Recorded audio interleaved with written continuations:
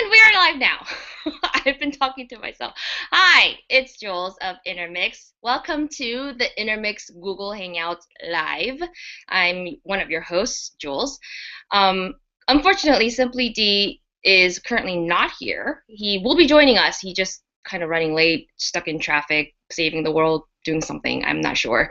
But I did talk to him recently, or the last minute or so. He is on his way. So don't worry, don't fret. He's on his way, and we will have our regular normal show. But anyway, I just wanted to say hello. I'm gonna be your solo host for the next 30 minutes or so, and he'll be joining you or joining us. Anyway, again, welcome to the Intermix Show Hangouts. For those of you who are tuning in for the very first time, I'm sure there are some of you. We basically are going to talk about our stress and relationship series, which we've been talking about for the last 7 episodes or so. It was supposed to be a lot shorter than that. It might be more actually that we've been talking about this because it started off as a list of 10 bullet points that we were going to talk about as far as stress in relationships, and then it turned into episode. Now I'm not sure what the episode we're on. We're currently on step 5, or bullet point number 5, which is what we're going to be talking about today. Basically, that is answering the question of, am I safe? Do I feel safe in my relationship? That is the topic of tonight's discussion. But before we get to that, I wanted to share with you my kind of amazing weekend, which is really, if you guys know me, rare for me to say because most of my weekends lately have been pretty subdued and boring. I'm like kind of old fogey staying at home doing nothing but cleaning and watching random TV shows. But this weekend has been awesome because I needed to get away from, well, if you guys don't know, I'm representing my city today, LA, in my hat because I wanted to. And actually, the real reason is I was having a pretty bad hair day. So that's what you guys don't see. But yeah, LA, I live in LA. As for those of you who don't live in LA, or for those of you who've been watching the news or whatnot, LA has been ridiculously hot for the last week, where for almost 4 or 5 days straight, it was over 100 and something degrees.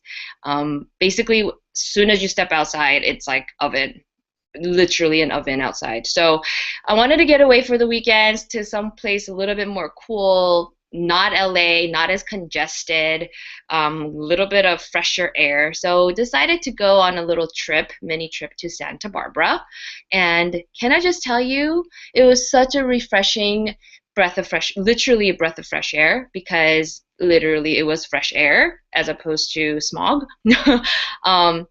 A lot of greenery, lots of vineyards and stuff that I went to. It was a lot of fun. Yes, I went to a lot of wineries and drank a lot of wine on one night. But one thing I wanted to share the most was something that I had on my bucket list for so many years, that I wanted to do before I die, which is, and Dee's gonna help, he hates me for for not doing this with him because he's been wanting to do the same thing, is go skydiving. Yeah, some people are like, why would you pay money to jump off of a perfectly fine plane to risk death and be strapped to some random person and fall off from 13,000 feet in the air? Well, that's what I wanted to do. And so I actually did it this weekend. It was invigorating. It was scary as hell. I thought I wouldn't be as scared, but I was a little scared. And after I jumped, I heard of some stories, like really bad stories of what people. One person in particular apparently got so scared. Who this person is like this macho, kind of bravado person who's not scared of anything, and they got in the air. And it's tandem jumping because you're obviously first timers. You can't do it by yourself. You're gonna die. They strap you onto an instructor who's been doing it for years, and you jump off together. This person got so scared she peed herself. I don't know this person. I just heard the story, but yeah, that didn't happen to me, thank God. But it was the free fall, I jumped off from a 13,000 feet elevation, and the free fall is for literally for a minute. And that minute was the longest minute of my life. Um, I thought I was drowning, which is, I've never experienced that before, drowning from air. But you can apparently, because I couldn't breathe. Like the air was going into my mouth and into my nostrils so fast at like I don't even know what speed that was, and so I couldn't really breathe. And so I was like, and finally, the parachute goes off and I'm fine, and panic starts to subside a little bit, but I'm an idiot and I forgot to take Dramamine. And for those of you who don't know, I get motion sickness pretty easily. So whenever I'm in the air, like on an airplane or on a boat, anything that's not stable ground, I need to take Dramamine because I get sick. And I forgot to do that. And the night before I had wine. So combination of all of those things, I get onto the ground. We have a safe, very awesome, pleasant, safe sound landing. And then I'm like, yeah, excited that I finished it and blah blah blah. There's videos of it and pictures and whatnot. And then about 15 minutes later, I threw up. I got really sick and I threw up. But, it was still worth it for me because I am now finally able to cross it off my list. Would I do it again? I'm not sure. It depends on if how much. Yeah, I know D wants to go really bad, and I know his wife probably won't do it. So the only partner that might go with him might be me. So we'll see. How much he bribes me to go. But yeah, so that was my weekend. It was amazing. Hopefully you guys had an awesome one as well and stayed cool. Yes, so tonight we're going to discuss how do I feel about my relationship? How stressful is my relationship to me due to my how I feel about it as far as fear level? How do I feel safe in my relationship? And that goes not just only for physical safety, it also goes for emotional safety. It goes for it applies to financial safety. And the reason why I say that is there are some times when your spouse might be addicted to gambling. They might be heavy spenders who they cannot really control how they spend. They don't really budget anything. They just credit card, credit card, credit card. And this kind of personally hits home for me only because I know, for those of you who don't know, my dad is a pastor. And he also he doesn't make money. He's not a rich man by no means, by no means. There was one point I remember in the 90s when we used to all live together because now they currently live in South Korea. But when we all used to live together, we were a family of like 5 living off of a monthly budget of $1,200, and that is really difficult. Luckily, during those times, gas wasn't $5 a gallon like it is now, but still, rent and feeding a family of 5, it's really really tough. And so I remember always helping my parents with this and that, having yard sales at church, and hand-me-downs for galore all my life. That was my life, hand-me-downs, which I had no problems with. I still don't. I love vintage or secondhand stores, but maybe my love for that came from back then. but I do remember, because we were always struggling with money, and then sometimes my dad has this huge heart and he wants to give people whatever we have, even though we don't sometimes have. And then so like they would go out to lunch or dinners, with people from church or whatever. And he always, because he wants to give and give and give, he would use his credit card and use his credit card and use his credit card. And that caused a lot of stress in my parents' relationship because we were constantly struggling with money. And I remember, there were some fights and things, and, verbal fights, and just arguments because they were both so stressed. My dad didn't want to not pay for things. My mom is always, somehow, what's the word? Push, amending all the holes, financial holes that my dad would create with credit cards. And the story continues. It's not like it never ends per se, but God always provides. Thank the Lord for that. And so we've always got by, and we've lived through, and we've come up. And I don't regret any of those things. I'm sure my parents also both don't regret any of those things, and wishes anything can be taken back, because all those events and all those experiences brought to where we are now as a family, as a unit, as them two as a couple, and with me as their oldest daughter, just appreciating money and understanding the value of a dollar, not spending it totally frivolously for no reason, but also that heart of giving. I totally appreciate that about my dad. So but that's one kind of situation. But there are other situations where there are people who, can't control shopping, who are shopaholics, who, at one point I guess I can technically was labeled as a shopaholic, which is weird because I spent very little on a lot of things. So I would buy $10 shirts or $10 jeans or whatever, but I would buy a lot of them. I wouldn't buy nice things. I would buy really cheap things, but because it's on sale, I would buy a lot of them. Anyway, you guys don't need to know that.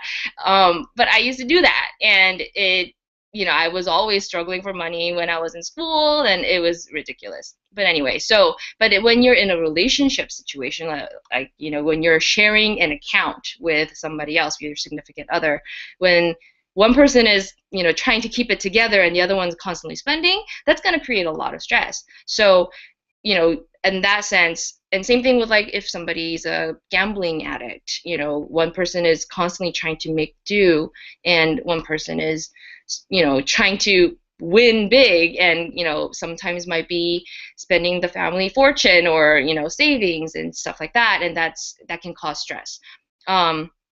Emotional stress. Sometimes there are situations where it cannot even be physical, but emotionally, verbal abuse is a huge thing. I know personally some friends of mine who are in really abusive relationships when it comes to verbal. They would tell them one particular friend of mine, her boyfriend used to say things like, oh, you're too fat. Oh, you're too ugly. You need to lose weight. You need to dress nicer. You need to put on makeup when you go out, because you're not pretty without it. And some ridiculousness. My friend now obviously is not in that relationship, thank the Lord. And we would all advise her, do not stay with him. You need to leave. He's verbally abusing you, and it's causing you all this stress. Not just stress, but it's really hitting your self-esteem, which, when things hit your self-esteem, it's just a downward spiral, because you feel less of yourself. You don't think you're worth anything. It starts tapping into your self-worth and your value in your head. It does not mean that it's true. You just believe it to be true because you're constantly being told that by somebody that's supposed to technically love you and think the best of you and think the world of you. But if that person is saying all these negative things, then you're going to believe that to be true, and it's just a bad relationship to be in. And then obviously the major one is the physical, being scared of physical abuse. I have stories for that too. I used to have a friend who, I remember in high school, she used to date this guy for, I don't know, over a year or so. And sometimes she would come to school totally fine and happy. We never met him, the boyfriend that she had at the time. But she told us he was older. He was like really cool, and he was trying to be a cop or wanting to be a cop. I don't know exactly. I don't even remember exactly how much older he was. But she was of age. This was what our senior year in high school, so she was of age. So it's not statutory rape, but he was definitely much older, like post college. He graduated college, so definitely more than, I would say, 5 years difference. I'll probably venture to say more like 10 to 15-year difference, because he was trying to, become a cop, and I think he already was going into the academy. Anyway, so knowing that about him, thinking, oh, he's in law enforcement, this is somebody who's supposed to serve and protect the community, and they were dating for a year. I thought that they were good together. Oh, well, granted, I never met him because she never brought him around per se. He's so much older. What's he gonna do, with high school kids playing like arcades, and it doesn't really mesh well. So he just never came around. But sometime once in a while she would come to school and have like bruises on her arm, like something on, like hand marks on her neck, or like little marks on her neck, and places here and there. And we would, out of concern, ask, hey, what happened? Are you okay? What is that from? And she would tell us, oh, she fell, she bumped into a door, curling iron, she burned herself. She had excuses galore, and it's not like it happened every other day or anything, but it would happen once in a while. And so after a certain amount of time, it was enough cause for us to be concerned that it was happening too often, in our opinion.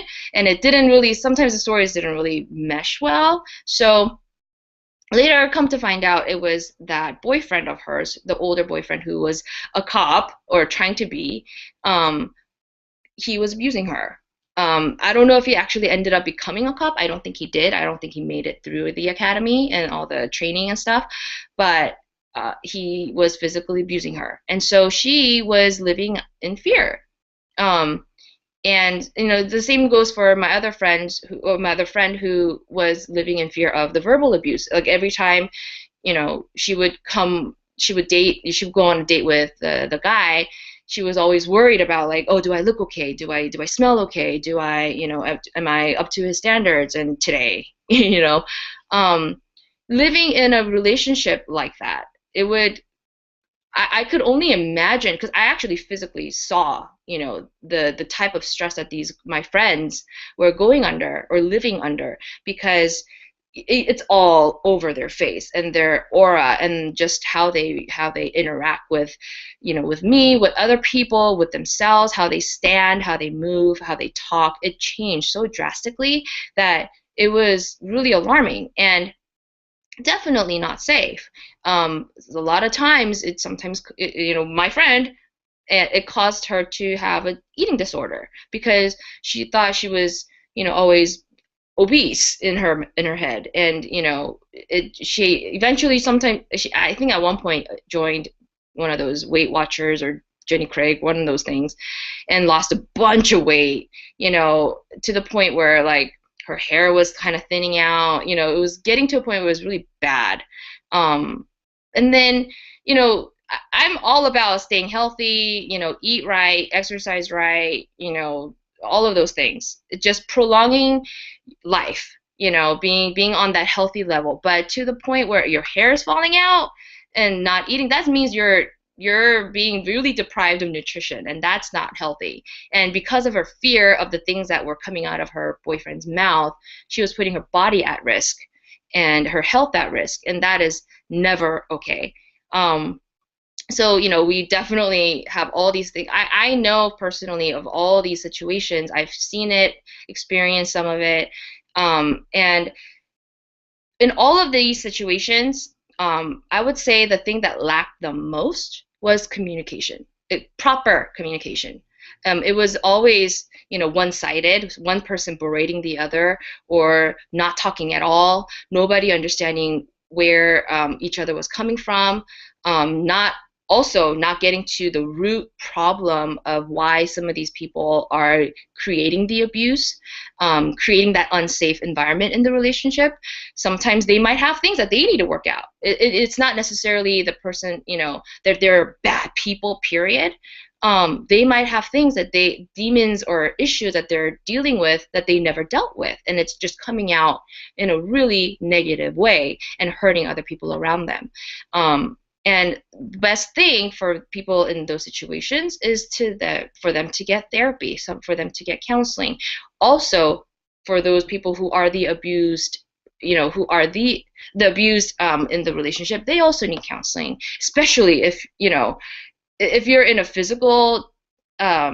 physically abusive relationship. You need to seek somebody. You need to not be in that situation. It's damaging to you physically, and it's immediate. You need to contact somebody, local authorities. There are help groups in most areas, almost all areas. There are groups out there that are going to assist you in those situations, help you get counseling, help you get help, and aid you to safely get out of situations like that. So definitely seek those things out in your local communities. But yeah, one thing I wanted to say was, as far as communication goes, I also noticed that in all of those situations where they were living in fear of their relationship, they were not saying anything to, well, these happen to be all women, but it could also be vice versa. It could be the men living in fear of women who are abusive, verbally and physically. Women definitely can do some damage to men, for sure. I've seen that too. And actually, yes, I've definitely seen that. Some guys I know have been left to shreds because women, when the men were vulnerable, they totally took advantage or like treated them like scum, and the men are now scarred with all these different things, and in return doing negative things to other people around them. So it's a bad cycle that happens. So to prevent all of those things, it's one thing is to recognize, hopefully that you recognize that you are causing this kind of harm to somebody that you are in a relationship with, somebody that you're supposed to cherish and love. As the abusee, as a person who are in the abusing situation, sometimes you don't mean it. Honest to God, sometimes you don't mean to do that. It's just in the situation, in that moment of rage, or in that moment of passion, or in that moment of just emotional, blast off. You don't know how to control it, and for that, that can turn into physical abuse, that can turn into verbal abuse, that can turn into, because you don't know how to control it, you don't know how to express it, that can turn into, you doing something else, say alcohol, or, substance abuse, or gambling, or whatever, anything, some other way of escape, so that you don't deal with your current issue, your current emotion, and deal with that. And so you find another way of lashing out or escaping from reality, and to cause harm to somebody else will help somehow your internal scars.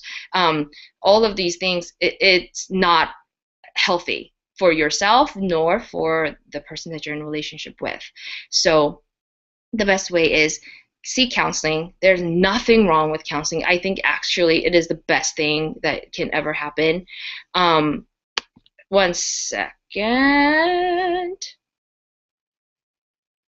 Text message. Got a text message from a viewer, but I don't see it.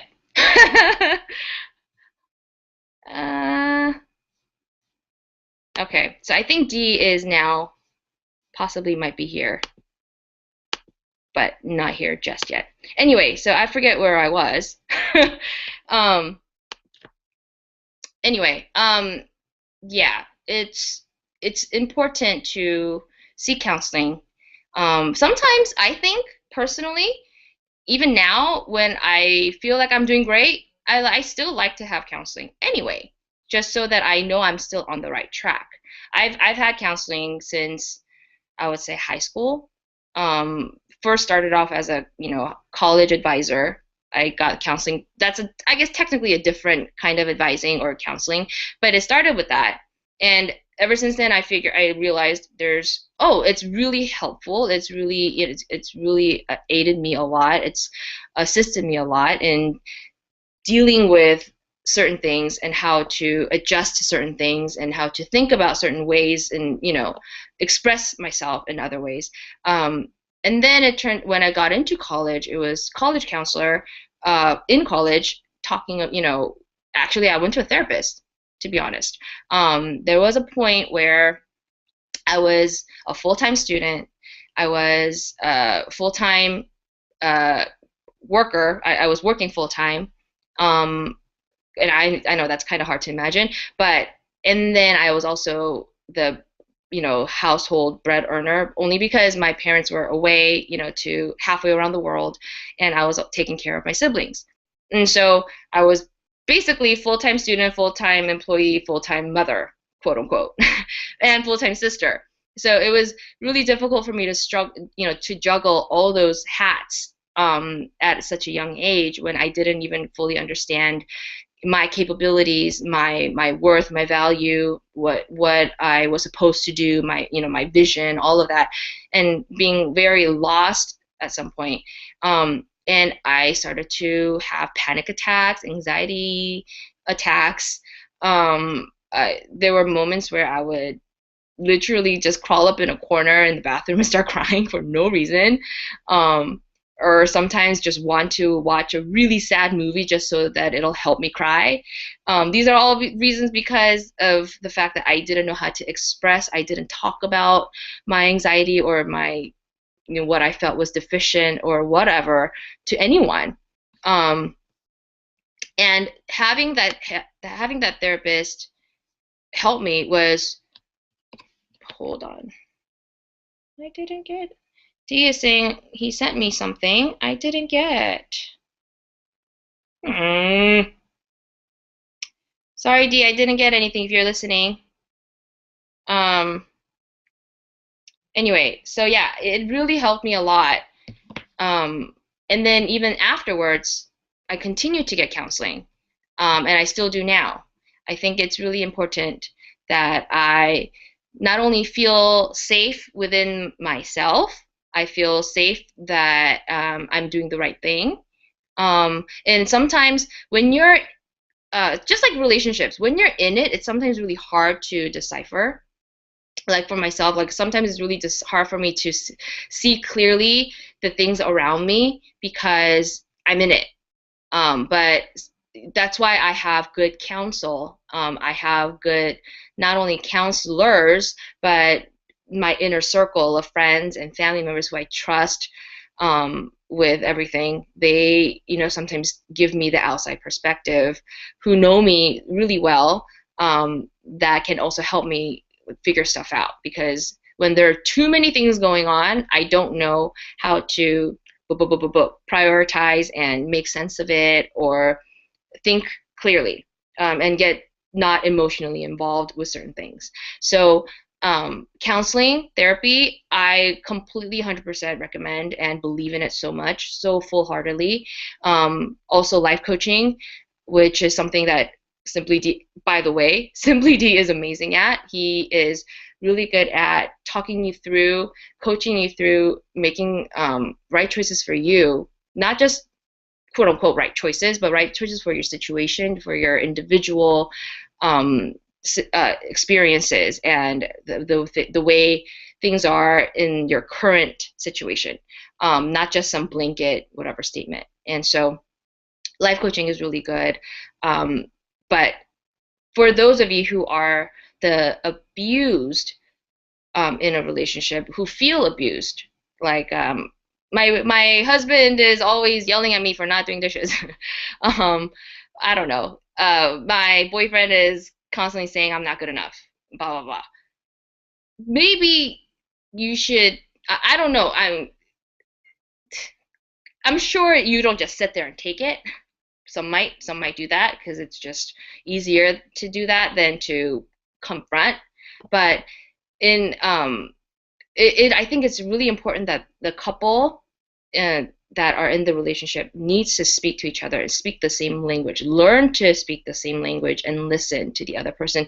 That takes time. I do recognize that because yes, we all technically speak English, technically speak, Chinese, technically speak Spanish, whatever it is that you guys are speaking to each other. But every person, technically, in my opinion, has their own individual, unique language on how they receive information, how they give information, how they process things in their head. Everybody is very different and unique in that. So it takes time to learn how, the word crazy means to one person saying it, and how that word can be translated to the person that's hearing it. Whack or cool or whatever, like phrases.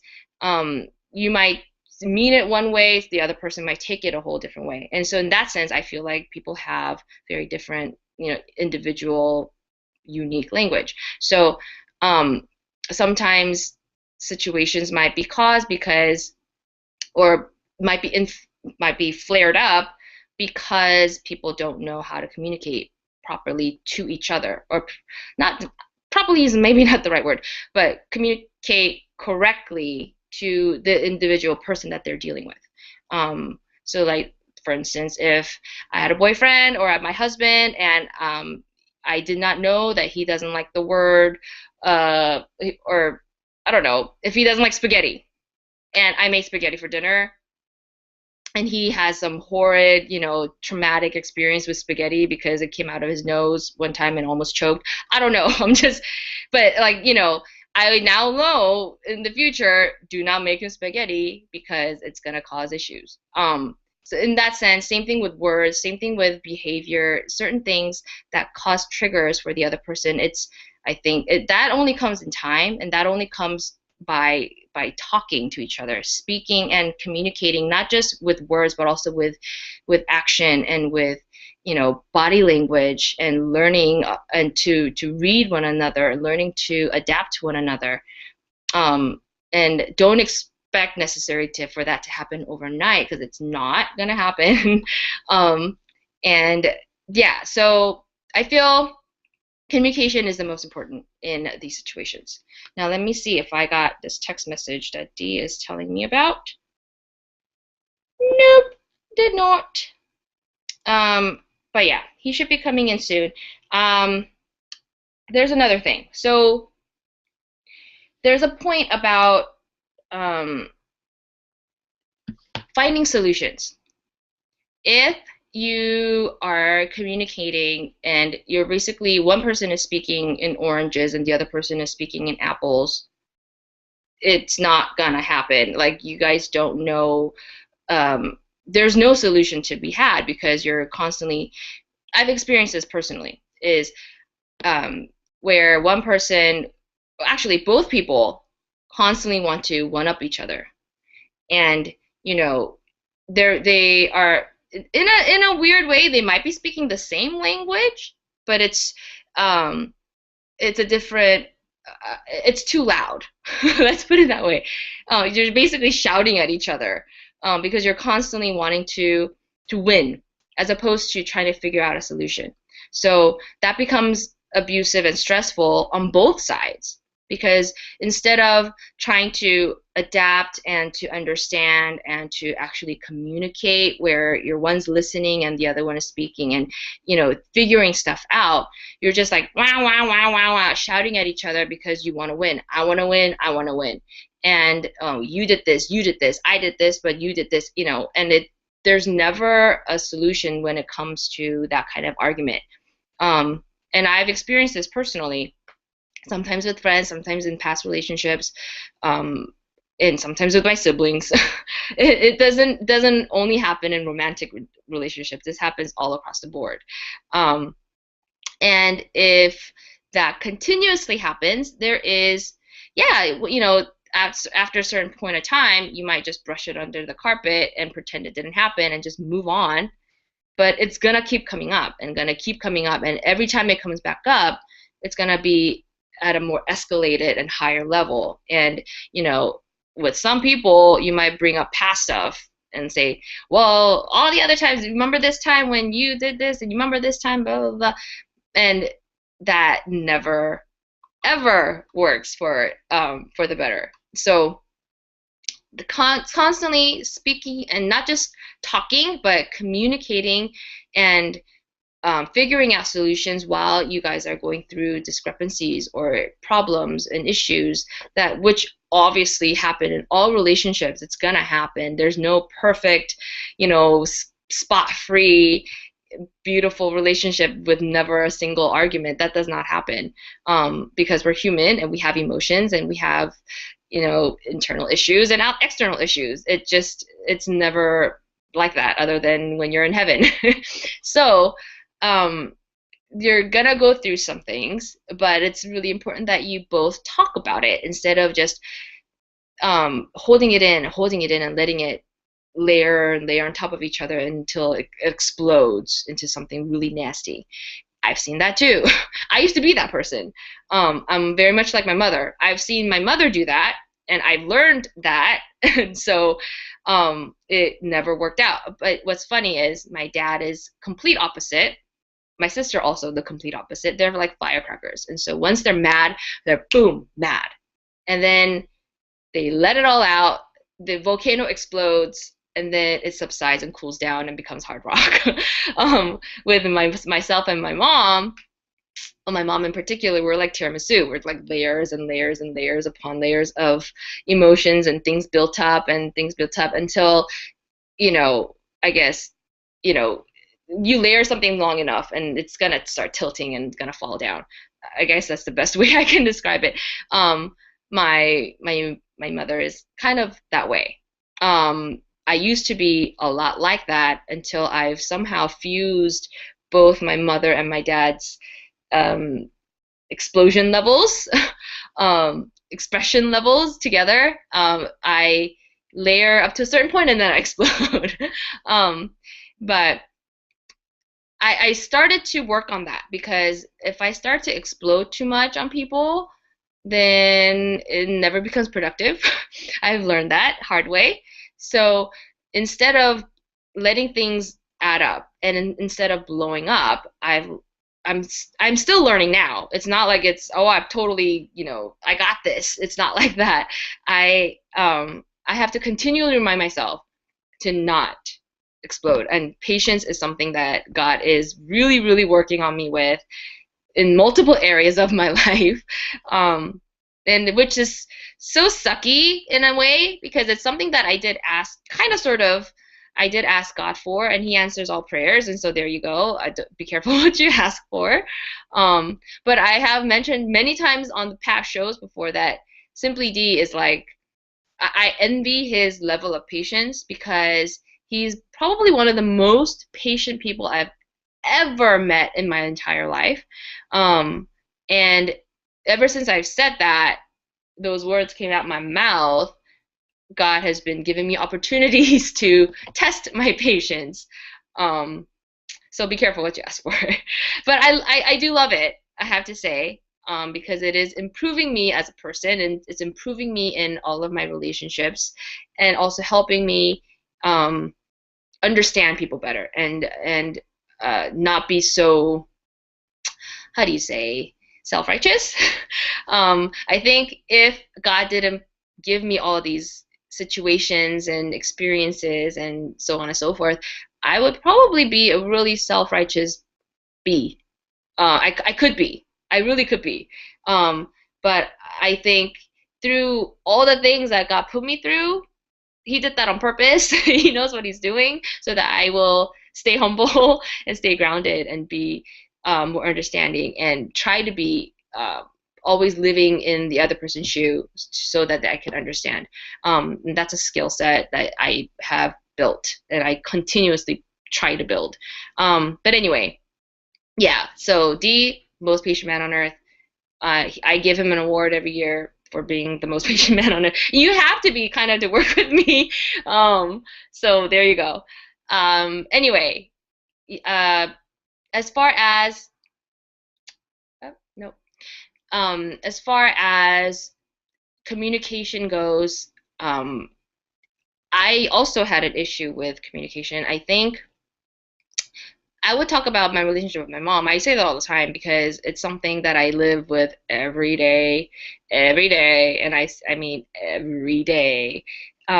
Just this weekend, I she was really testing me, not purposely per se. I don't know if she did it maliciously, but she just always knows how to, verbally irritate. And to me, that's verbal abuse. I mean, come on, you know. Um, and it just gets me so angry and so annoyed that I become verbally abusive to my mother, and that's not okay. And at the end of it all, I become so distraught with like, guilt.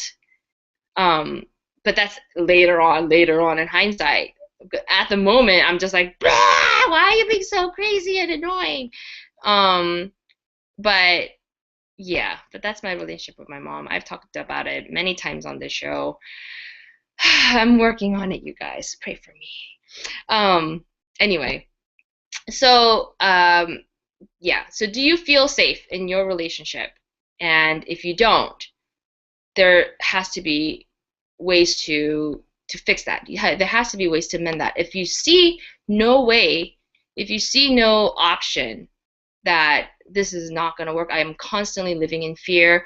He's not, or he or she, my spouse, or my boyfriend girlfriend is not in any way willing to work on this. They're not changing as much as we try, or he or she says that they're gonna change. They're not doing anything. Then it's time to reevaluate your situation and your relationship and see if it's something that is worth staying in for you.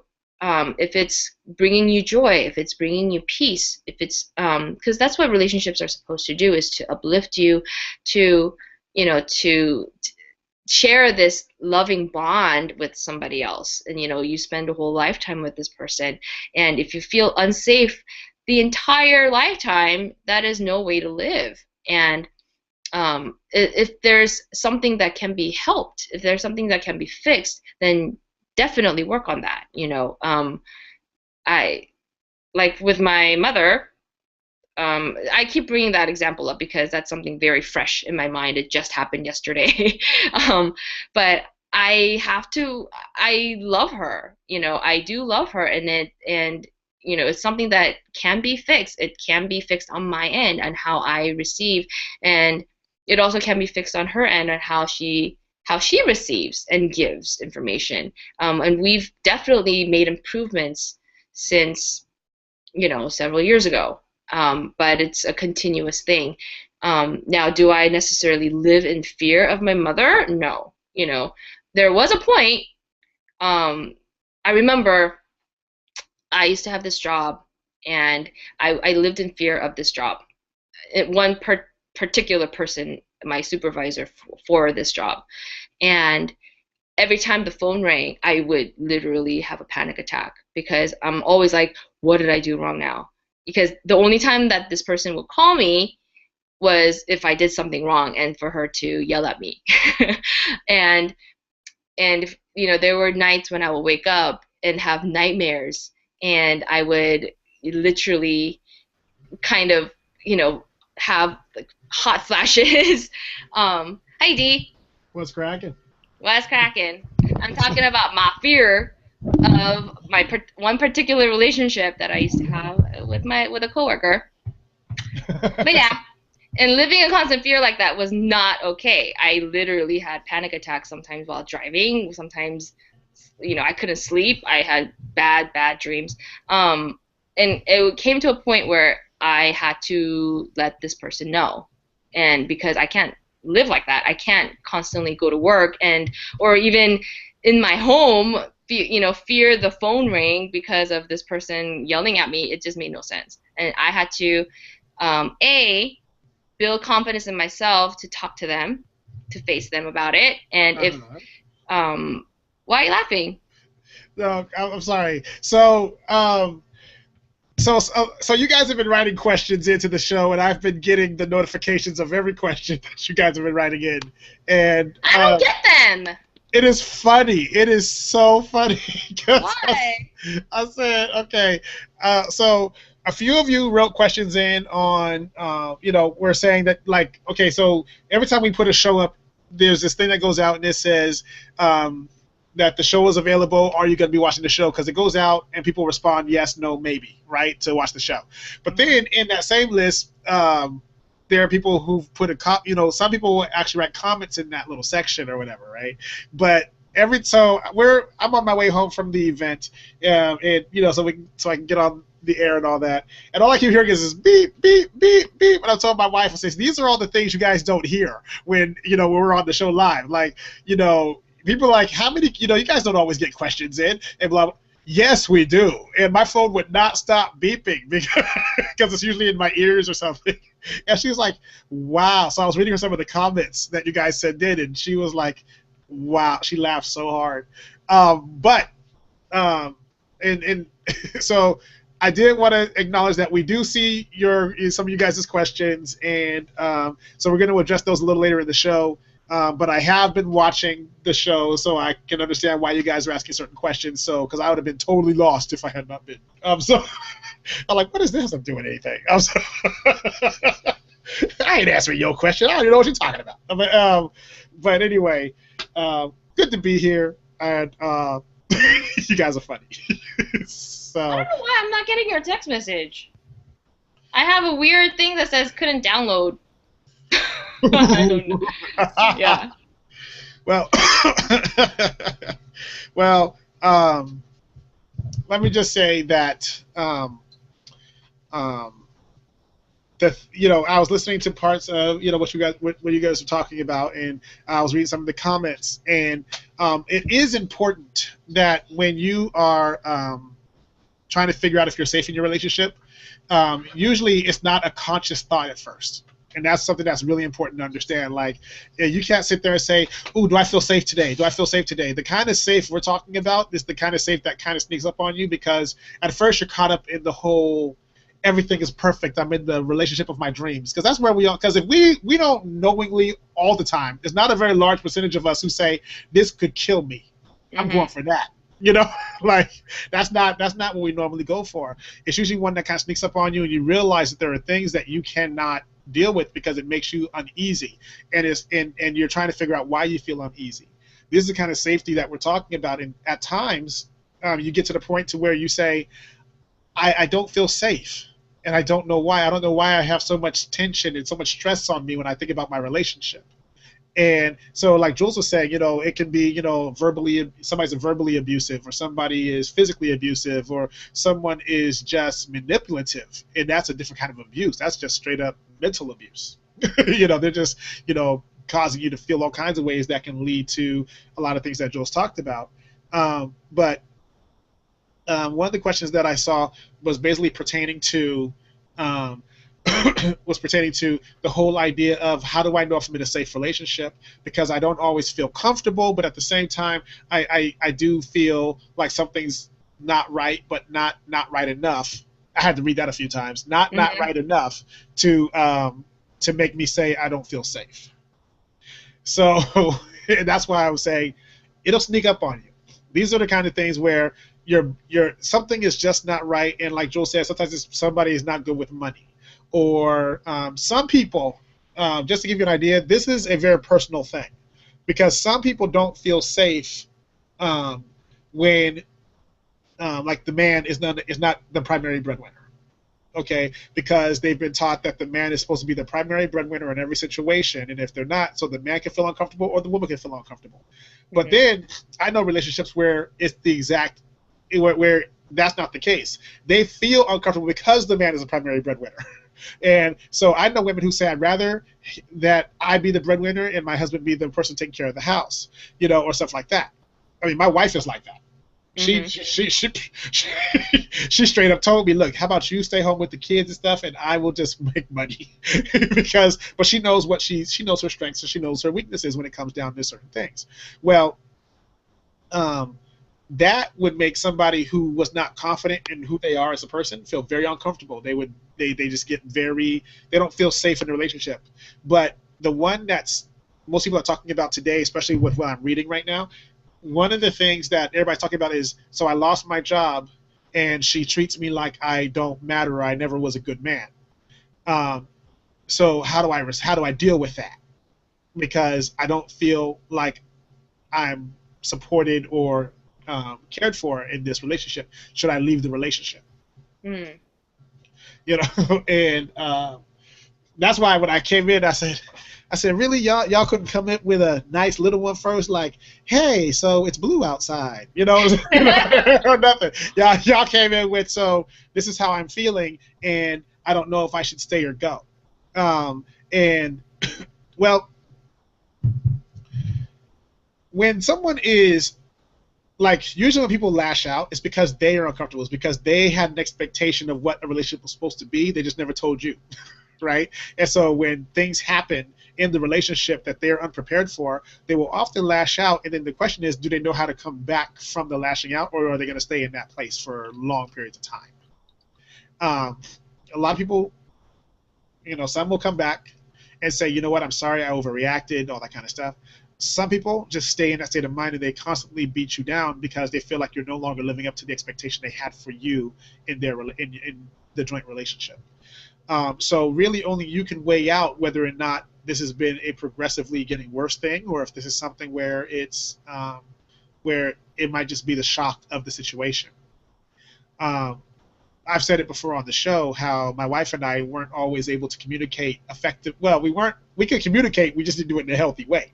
Mm-hmm. Because because she would say how little money I made, and I would tell her, but the only thing she's good at is making money, because everything else she sucked at. So it's a good thing she could make money. Where but I said I didn't say it like that, but I basically did, and then to prove it, I would actually do everything that she was trying to do, and I would do it without any thought, and it would still come out way better and more professional looking than what she struggled with. Because I was like, I already know that I have a skill set that's better than yours. But see, I operated in that way because I was in that whole I'm going to win mindset. But that didn't last for a very long time with us, because eventually I said, it makes no sense for me to hurt my wife because she's my wife, and I plan on spending the rest of my life with her. So I don't want somebody that I've beat up hanging out with me because they might want to get even one day when I'm asleep. But it's a good idea to look at where you are, look at the situation, and say, is this something that we can recover from? Is this, or is this a behavior that has been proven to not look like it's getting any better? And to protect yourself, I would say, if she's not willing to work with you on understanding where you are and how you feel about losing your job, then, like, if she's not even paying attention to how you feel, it's all about her and what she wants and how, then maybe, you might need a break anyway. Because your focus should be on getting yourself balanced and back up. Angel is asking, how long should a woman be willing to take care of a man, even if he is her husband? What? You made a vow. She A lifelong vow. she said so. Okay, wow. Okay, so she got married, and within about 4 weeks he got injured on his job, and it was a very labor intensive job, and he hurt his back really bad. This was about 4 years ago. They say he is unable to go back to the same kind of job, and and that's the only kind of job basically he's done for his whole life. I'm paraphrasing at this point. Yeah. So he's gone back to school and doing trying to learn a new craft type thing, but the injuries have flared back up, and the doctor says he could be, basically without work for the next 2 years, because even typing hurts his back because it holds his hands up. And I'm like, okay, I understand that, but in the meantime, he is helping out around the house. He's taking care of a lot of the, stuff. But she says as she puts it, he's doing what a cared for woman should be doing, and he's taking all of her fun stuff away from her. She should be the one doing that stuff. Um, oh, April? yeah, I think it was April, or was it Angie? I think it was April. Oh, Angie. Angie. If the roles were reversed, you got injured at your job, and your husband, and you can no longer work. If your husband left you because you could not work, how do you feel about that? You know, as women, we ask Wow. for. Her response was, "But that's what he's expected to do, is take care of her." And that's Why not the other way around? As women, we're always, you know, asking for equal rights. Isn't that equal rights? I'm, you know, I don't know if I would necessarily call myself a feminist. I'm all about women. I'm all about women rights. But you know, equal rights and all of that. But if that's a case, you can't say, you know, I want equal rights as a man, but then, you know, when roles are reversed, no, I don't want that. That doesn't make any sense. When you Well, make a vow of marriage, that's your partner for life. That's your man. That's your ride or die partner. If he is injured, if he, you know, can't do something because of, I mean, it's not like he purposely quit and is like just lollygagging around the house doing nothing. He's injured. He had an injury that he could not avoid. He's hurting. He wants to work. He wants to help out. You know, it would be a different situation if he was not willing to do anything. But if he's a good man, he loves you and he supports you emotionally and he wants to help around the house and do whatever he can to get back to where he was, that's somebody you want to keep. That's somebody you want to work, you know, stuff out with and respect because of that kind of commitment to you and to the relationship. There are so many people out there who won't even do half that, you know, who would rather just sit around and do nothing. And I actually heard of some other stories about people who like purposely quit jobs because their spouse is making money and they just want to do anything. They don't want to, you know, and then they end up having affairs. Not okay. Not okay.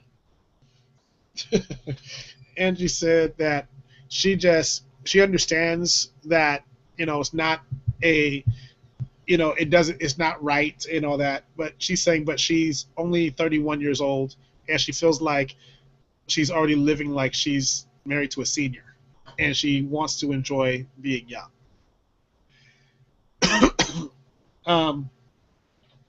So I can understand. Wow, I can I can understand. understand that. Yeah, I can Yeah. understand the place that you're in, um, because there's a lot of things that we don't think about when we talk about wanting to get married and spend a life, you know, our lives with someone else.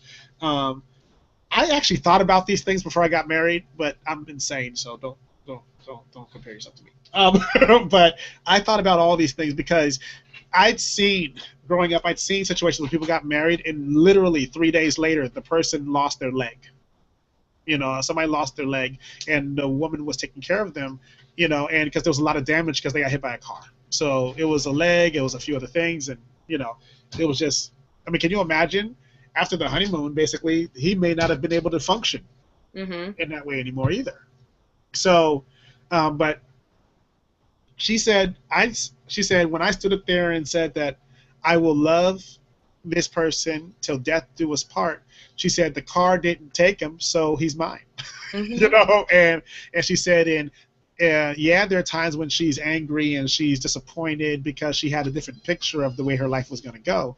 But in the process of what she was going through, she learned a lot about herself, and she learned that the love she had for him was more than what other people will see. It was the experience they had together and the understanding they had with each other. And when people get hurt, like, I'll tell you, my wife gets annoyed with all the ailments I have. I mean, it's not easy, you know, dealing with the blindness, the asthma, and everything else in my little alphabet of illness. But the that one thing that has always stood out to me, she's never been like, you know what, I'm through, I'm out, I'm gone.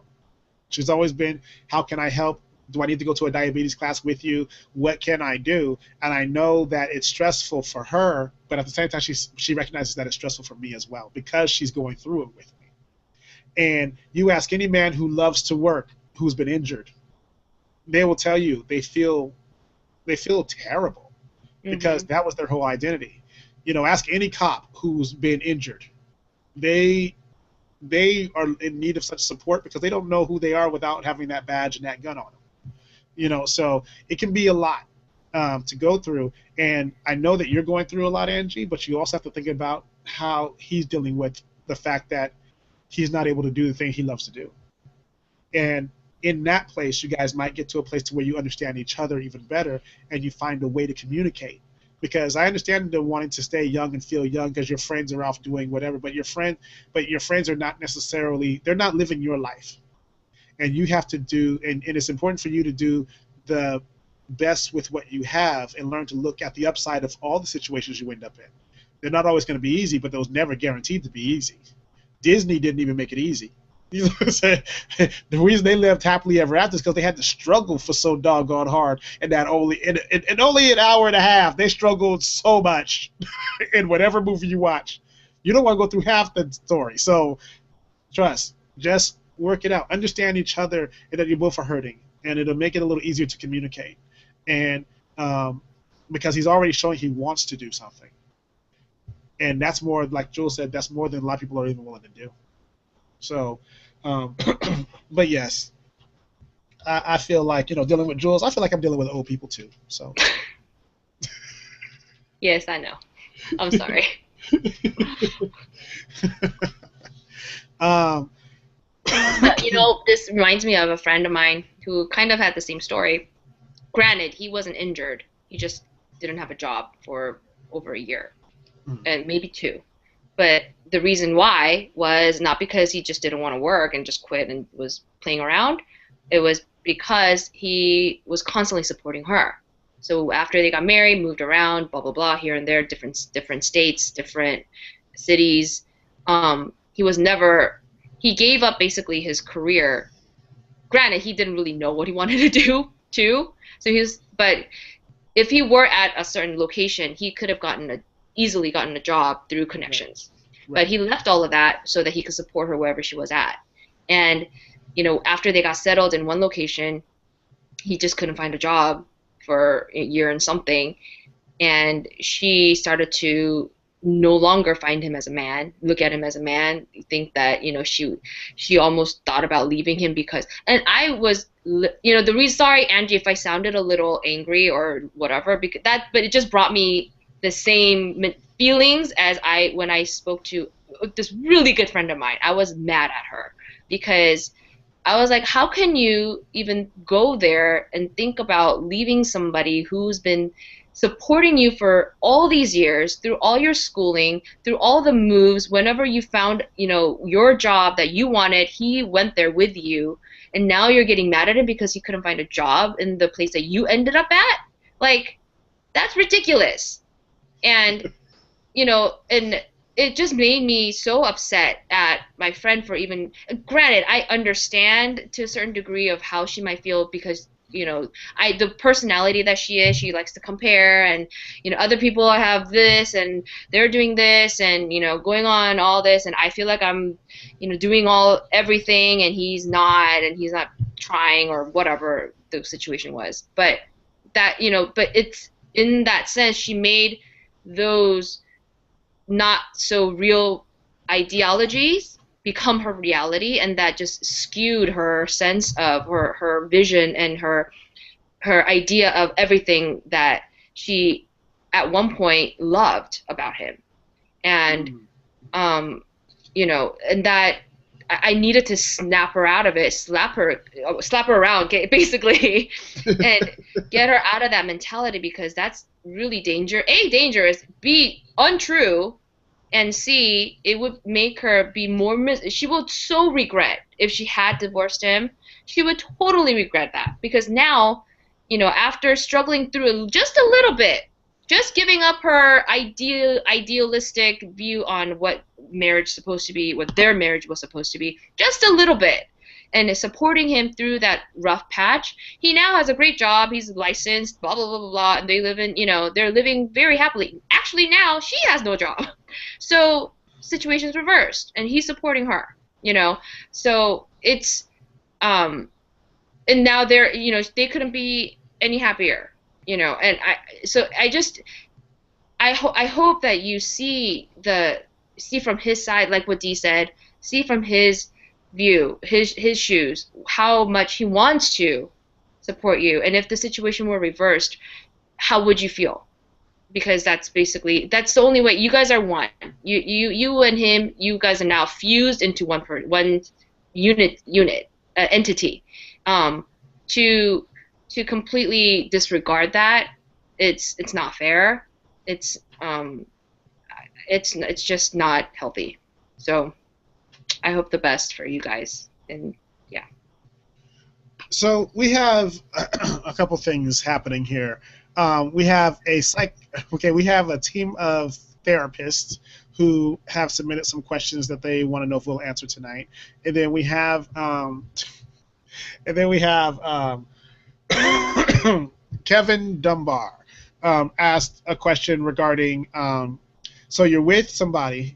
So basically, a girl has a boyfriend and had a boyfriend. The boyfriend is no longer a part of the. It's an ex.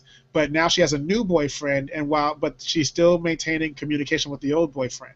So while in the presence of the new boyfriend, and she is talking to the old boyfriend, and in the conversation, she says, "I still love you too." Do you believe that is okay?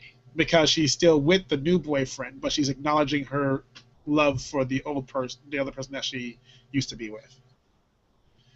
This was a question that came in that I was trying to send you earlier, by the way. Oh. Oh man. So I'm leaving it. So that's all you. If I were in the position of the new boyfriend, because of who I am, I'm out. Peace, deuces, out. Because of what happened, my fears and my just my history of being cheated on, it just brings back so many things. I don't know how invested this person is in this relationship. If it's a 1 week in, 2 months in, I don't know how much the feelings have evolved and whatnot. But that's a huge red flag for me. A, it's kind of disrespectful. B, you have no qualms about sharing, you're in this relationship with me now, yet you are freely in front of me saying that you still love your ex. I could not deal with that. Personally, I would be like, then go back to him. Peace out. We're good. Yeah, but that's me. Well, see, okay, so,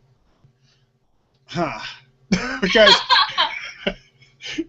I do understand that's a very jacked up thing, especially depending on how you deal with, that kind of stuff. Like, if the person is still maintaining a communication with the person that they used to go out with, then it wasn't a bitter, disastrous breakup, most likely. They probably somehow remain friends, and they probably still have some kind of love, even if it's a friend type love, for the person they used to be going out with. And but is that something that the new person is going to understand right away? Oh, heck no. No, love means me. And if it's not me, then it's the wrong person, so that's all they, So, because I've always told the girls I was dating that I loved them, because I truly do, right? And then if I'm talking to them, we've broken up and I'm talking to them, and I'll still tell them, look, I love you. And it's not in the. But it's you, D. It's different. Yeah, I noticed. I was trying to figure out how to explain this, but I'm like, you know what? The more I think about it, even when you say I love you, it doesn't have that romantic tinge to it. It's just I love you because you're humankind. I love you because you are God's creature. Like, that's kind of the I love you level that Maybe that's how it's, because I mean the exes, they're like, oh really, and they get all gooey eyed and whatever, right? But I mean it in the way you're describing it. What they get is, he still loves me. I'm still in love with you. Yeah, that's different. Yeah. See, they're still they're still there. Where I'm like, well, I love you. You know, whether we're together or not, I'm gonna love you, and I want the best for you, and I hope the best for you, and all that kind of stuff. Where so everybody I've ever gone out with, if they heard me say that to an ex, they don't get really freaked out after they hear it for like the second or third time. They're like, oh, it's D, that's D. But then what they don't like, and everyone I've ever gone out with, the reaction they don't like is the way the person says, I love you too. The way that one comes back, that's what they don't like. So, because See, you're the instigator, though. no, I'm just being honest with people, you know. And Right. then when but I don't be like, look, You just now, set people up. You just set people up. I don't go out there like, so you love me too, don't you? You know? Oh, is that right? Yeah. Say that there, girl. Say that there. You know, like, I don't. Tell me again. Stroking my current girl's back while I'm listening to you telling me how much you love. Ew! Oh, that ain't Gross. not how I get down. Gross. I could have, but Nasty. no, I didn't. So, oh man. Okay. So let's look at these. Let's look at some of these therapist questions. First off, so I'm gonna, without breaking names down, I'm just gonna say this is the questions that came in from the therapist group, because they're trying to get a better, and this happens like every, I don't know, 4 to 6 months with Intermix apparently.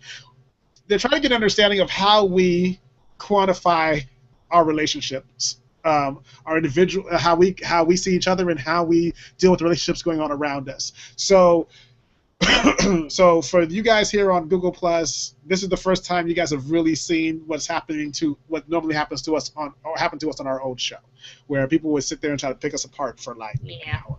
Okay, so so the first thing is first question they have is for Jules. Now I'm going to tell you, because I got this little write up that they did. I'm going to spare you that part. But their thing is, so they got together and put these questions together and decided these are the questions they really wanted the answers to, versus each person having individual questions, which helps. Thanks a lot, you guys. That really does help. So the first question is for Jules. Jules, how do you, what is your, how do you say that? Well, I'm going to paraphrase. Forget it. The words get right past me in my ear. Jules, what is the value that you bring as an individual to the entity that is Intermix? How do you quantify? How do you quantitate your value? What is the how do you find your individual value in the group? What do you do that is unique and different than what can be brought from any outsider that could to sit and take your place? What makes you unique? I think that my collective experiences of my entire life. The differences that I have with even the people around me, maybe my idealistic views infused with the realities that I realize I'm very different than most people. How I view the world, in one lens it's very pure and idealistic, and on the other end I see the cracks in that lens now. That the way I interpret things, the way I view things, I have recognized that it's quite different than most people. A lot of it is because I am very masculine and feminine all at the same time in different situations. And the fact that I am an immigrant who is very Americanized, who in my culture am not allowed to say certain things, not talk about certain things, not laugh as loud as I do, etc., etc., etc. And I do all of those things. It's very rare for an Asian female to have this kind of show and have this kind of platform to talk freely about the experiences.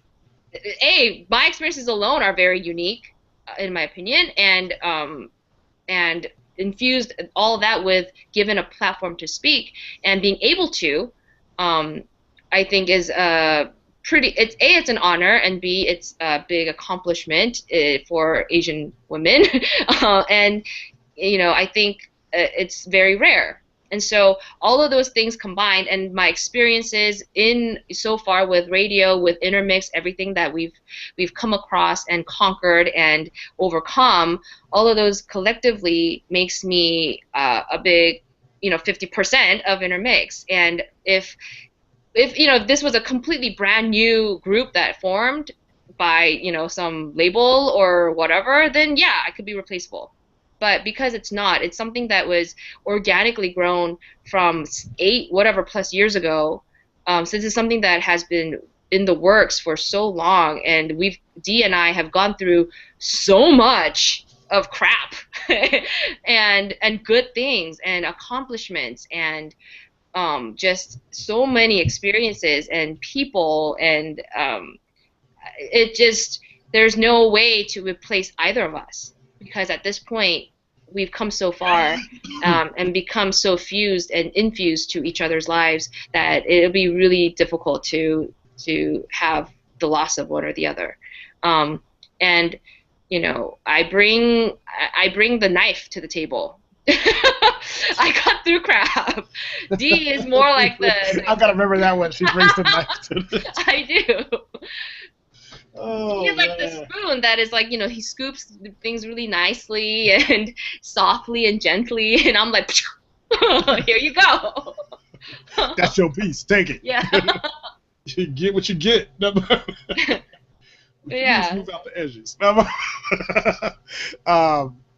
Okay, that's a good one. If oh, this is for either one of us. If Intermix were divided, if you guys were, if one of you decided to walk away or what have you, would the other carry on the vision and the mission of Intermix? Who is it, in you or is it on you? Oh, that's actually, hey, that's a better question than we usually get. Hey, wow. I think y'all should work more as a group. I don't know. I was like, hey, if I could high five you, I would. But y'all, okay, but those who don't know, I love these kinds of questions. I do, because I ask them a lot. So the overall Intermix vision is about having a positive effect on everybody we come in contact with, even if it means that not everything is going to go your way. You can still have a positive reaction to things if you learn how to look at things positively. So one of the things that I think about is, if, like, because basically your question is asking, is the mission that you guys have in you or on you, is it something that you walk with in your daily walk, or is it something that you just put on for Intermix? And actually, that's a fun question, because I wish I had a thought of it. But it's cool. It took a bunch of y'all, so I'm not feeling that bad. Anyway, the answer to that is, it depends on the situation you're in, whether or not you remember the mission you're on. To be quite honest, like for as a group, it's all about bettering the lives that are around us, and we tend to bring out, depending on the situation, the best in each other. Or at least we keep each other from strangling other people. But so see, that's the best. But there will of course be times when things are just frustrating and whatever, and it's hard to remember that you don't want to knock somebody out. We're human. That just happens. But I haven't knocked anyone out in recent history. So I'm going to say that the mission, the more you're on it, the more it's in you. And but it does take constant work to stay in that mission. Not because it's about making people think we're great people or whatever. It's about remembering that you can rise above the things that come at you. And since the Intermix story is basically a survivor story, that means that we still have to survive the things that hit us next. So the mission is in how we react to those things over time. That's where we're still works in progress, like everybody else. Well, as far as the question about if one of us left, would it continue? I think it would be different.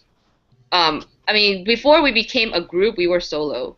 Both Dee and I, we were both pursuing our own solo careers in different things. And God just happened to put us together, and funny thing, even though we were doing our solo stuff, we were still on each other's solo stuff. And for those of you who don't know, we talked about this many times in the past, where it just made more sense as for us to be a duo as opposed to two individuals trying to do our own solo things, because we were already on each other's stuff. And we've also figured out by trial and error that us being together, we reached more people, we were stronger together, we made a bigger impact. It just made more sense all around. It was just greater all across the board. So now, if one of us left at this point, would the vision completely die? I don't think so. I think it'll change. There will be definitely adjustments to be made, but like Dee said, overall goal for each of us as well as the group. I mean, mainly it's the group's vision, but it's also because it's in each other's lives. Is that we want the best for everybody that we come across, which also means we want the best for each other. And if Dee happens to, regardless, one of us happens to feel that it's our calling to stop or whatever, then we want the best for the other person, and we'll continue that. We'll adhere to that and respect that, and then still continue to do what we are supposed to do. So yeah, we probably will continue, but it'll be slightly different. That's all. But not slightly different. It'll be drastically different because it will no longer be intermix per se, because intermix is literally him and I as a unit. But it'll be something different. Yeah, I guess is the best way. Jasper says, okay. So I was looking at this because I kept seeing things just pop up all of a sudden. Jasper saying, isn't the question really asking about, oh, wait, she's answering that. Okay. then he says, so would you still, okay, he says, so if Dee were not there, would you still work in the visual space and come to talk to us every week? I was like, who's us? But then I'm Dee. But so come to talk to us every week, or something like that, or would that change for you? And then the same question for Dee: would you, still be, talking to us every week, or would you say, well, there's no purpose or no reason? Well, first off, I'll tell you that talking for me is never an issue. Either way, I'd probably be doing something in the visual space because that's what my training and everything is in. Radio was my first thing I'd ever done, and then, production, video, all that kind of stuff. That's my thing. And then, so most likely, I would still be doing something where people could hear or see me, or, some combination of it. Would it be as regular as what we do right now? I don't know, to be honest with you. I really don't, because it's because there'd be other things filling part of the space. Since I wouldn't be working on intermix stuff as often or whatever, there'd be something else that I'd probably be doing, and I'd probably be doing more tutorials or more walkthroughs or more workshops, to be quite honest, because that's kind of where my heart is I want to be with the people, not just in front of the people all the time. I want to be with them so that they can feel and see and touch the changes that are happening in their lives and understand those on a personal level. So that's most likely what I'd be doing. Because that's kind of what I was in the process of putting together when I met Jules, because I was pretty much done with that management. But I knew I still wanted to be working with people and causing them to see the best that they can put out. And even if they're coming from a real negative place, I still want everybody needs to know that they have a great side to them and a great path for them. They just have to know how to reach it, and that's what my total makeup is all about. For me, I think it's similar. I don't know if necessarily I'll be doing hangouts. I don't know if necessarily it'll be every week. I don't know, like what Dee said, I'm not sure what the regularity will be. I don't know what platform it will be. But I will still be pursuing some kind of platform, some kind of creative platform, and trying to reach people and trying to communicate with people some way somehow. Will it stay exactly the same format? I probably not, but I don't know. I'm not sure. I haven't really thought that far because I don't foresee that happening. So yeah. But thanks for that. Was actually a really good question. I actually like that one. We haven't had that because usually I can predict what the questions are going to be, but that was a good one. This one is so we're back to our group. How would you say you guys? Let me replay that real quick. Okay, how would you say you guys are viewed by your by the relationships that surround you? For example, how do you if you were looking at you through oh good lord, that's a lot in my ear, y'all. If you were looking at you through the eyes of those who watch you, and yet you have a interpersonal relationship with them, how would you view the way they look at you? Okay, so I love the question because it took me a minute. So anything that takes me a minute, I liked it because you're making me have to think. But so let me get this right. The people that know us, how would they view us? This relationship, right? Yes, but then how do you view how they view you? How you view how I view you? You view me how I what's your perception? This is what okay. So I'm gonna. So how do I think? How do you people that we know view us? Yes, but as individuals, and then collectively. So how do people who know Jules view Jules, and how do you think they view you? Like when you're by yourself and you're thinking about who you are to these people, how do you think they view you? That is a good question. You know what, you guys? Another high five. I don't have a high five button, but that's a good one. I like that one. Can I start? Yeah, go ahead, girl. You start. At one point, before this is pre-intermix, and maybe towards the beginning of intermix. I love how the mic is higher. Go ahead. My friends viewed me as like the life of the party.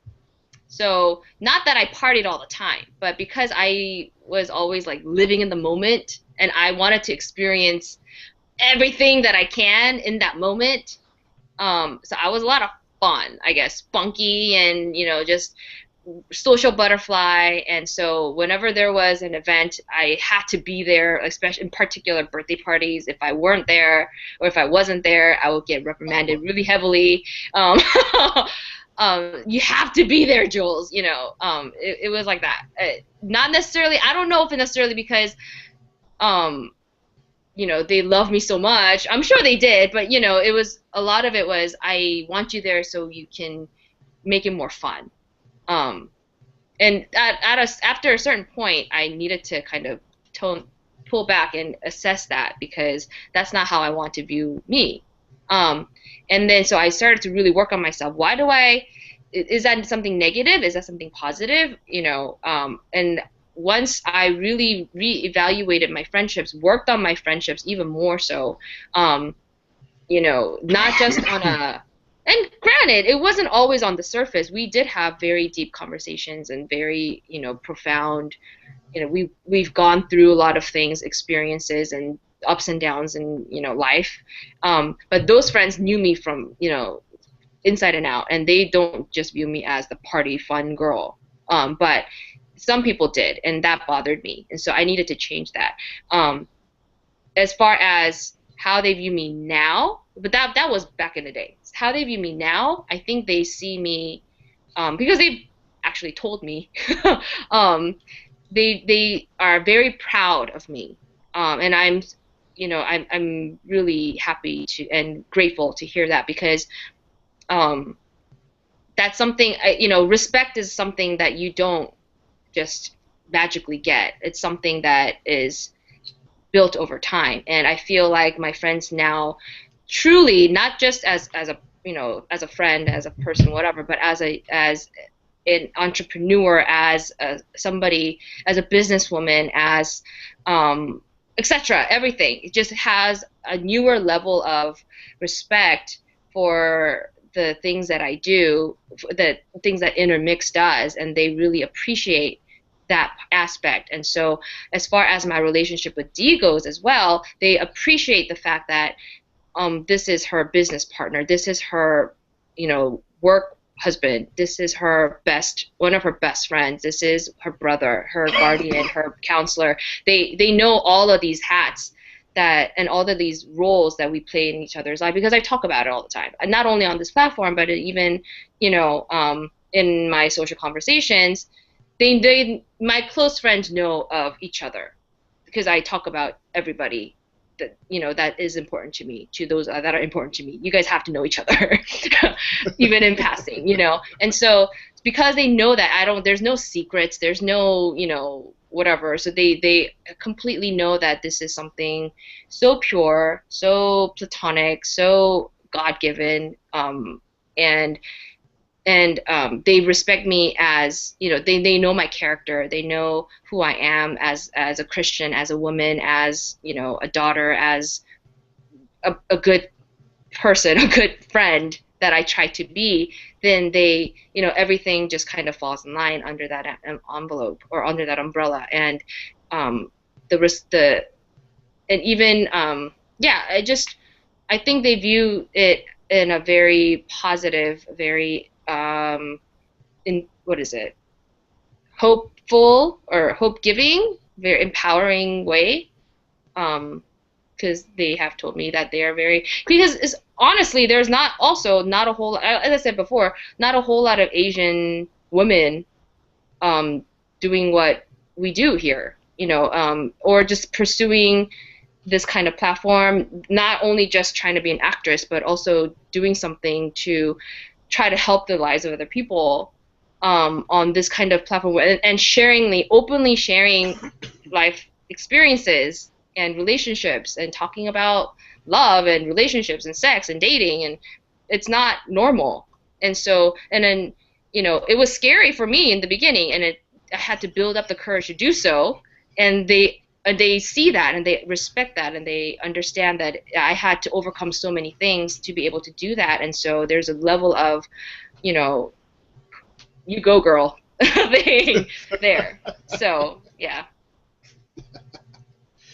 Um, okay, so I'm trying to figure out if I'm going to add this other question in, and so you can finish all that because it kind of wraps into the same thing, which is how do you? Well, actually, we'll do that one last. That'll be our last question we asked, because I hear something else coming in too. Okay, so you guys should be in my brain sometimes. I swear you guys would have so much fun because I'm literally listening to messages and questions coming in while I'm about to answer this question. So, um, so here's how I think people view me. I'm the counselor, the stable, the rock, dependable, person that they know. Like if basically, and I've even heard this in recent conversations. If something's going wrong, I even had a instructor that I had earlier this year with something contact me and say, basically contacted me and and told me that they referred somebody to me because they were having a hard time. They were going through something, and he wanted me to talk to them. So I tend to believe that most people, when they deal with me, they're usually dealing with me because there's something going on in their lives and they need someone who's willing to listen. And that's a really great thing. I've dealt with a lot of people over the years, and I've even as an entertainment manager, half the time I was working with, even when I'm working with celebrities, I end up working with people's issues and their problems and the things that they want to learn how to work through and stuff. So becoming a life coach was just natural to me. But I think that when people excuse me, but I think that when people view me, I think that they separate me. It's a weird thing, but I really believe that when it comes down to dealing with me in in a supportive way. Like when people want to be support, when they want support, when they want to grow, or they want to, a lot of things like that, they will, they interact with me pretty quickly, pretty readily. When I think in social situations, I'm not necessarily the first thought, like, because I've already been, because a lot of times you will allocate somebody to a particular aspect, depending on how strong they are and whatever, in whatever area they work in your life. Just like you don't take your drunk friend to the classy restaurant too often. you know, you don't take Peter to drink, the wine at church because he's going to get drunk. You don't do certain things like that. With me, I think I've been kind of put into the this is where I go when I want to deal with stability, and um, so I think when people view me, they view me as, like I said, very dependable, very stable, very there for you type person. And I think that that's primarily where they feel comfortable dealing with me at, and I do understand that. So that's interesting. My and then I do have then, because I don't really keep a large circle of people around me, I guess, is another thing too, because I do make sure, like, it's important for me to be able to, when I have to figuratively let my hair down, I need to know that the people that are around me are going to be people who are still going to who are still going to just be real people with me. That I'm not their boss, and I'm not I'm not necessarily their counselor, and I'm not necessarily, their whatever they need for emotional. I'm just me hanging out, being me. And so I do have a very small group of people who I can, work with them on whatever issue or problem they're going through, and then turn around and just be me, and they're not going to be like, oh, that's my counselor, or that's my whatever. So, but I have heard recently that a lot of people are really as a matter of fact, the reason I'm late today, I went to go give an inspirational speech today, and everyone said that their lives were, they felt so much better and they feel so inspired. So I think that when people are around me, they feel inspired and motivated to do better, to be better. So so that's really cool. So yeah, I mean, as for, I think that people are, because it's not like it's hard to find a black man on the radio talking about sex. So, you see what I'm saying? So that's not new, that's not new at all. But finding someone who has gone through the level of things that I've gone through, and who's still able to talk about the experiences and the journey, and because I'm the person who remembers the steps from being really jacked up to getting to where I am now. Most people don't remember. They don't want to remember. They're just glad they're out of it. Me, I remember the steps, so I help people learn how to walk those steps too. So yeah. Technically, we are, and I think this is also something very unique about Intermix, is that other than Hallmark and the wedding industry, there really isn't a whole lot of talk about promoting healthy marriages. And even Hallmark and wedding industry doesn't really promote healthy marriage. They just, promote wedding, and they promote all the hoopla around it. There's not a whole lot of people talking about how to really get through and work, your relationship, and how to make it better, and how to have hope in it, and how to overcome all the crap and the difficulties that sometimes you face in relationships. And then how to better yourself through that, and still stay an individual in the relationship, still learn how to love yourself and learn how to love others. And there's not a whole lot of people that talk about that.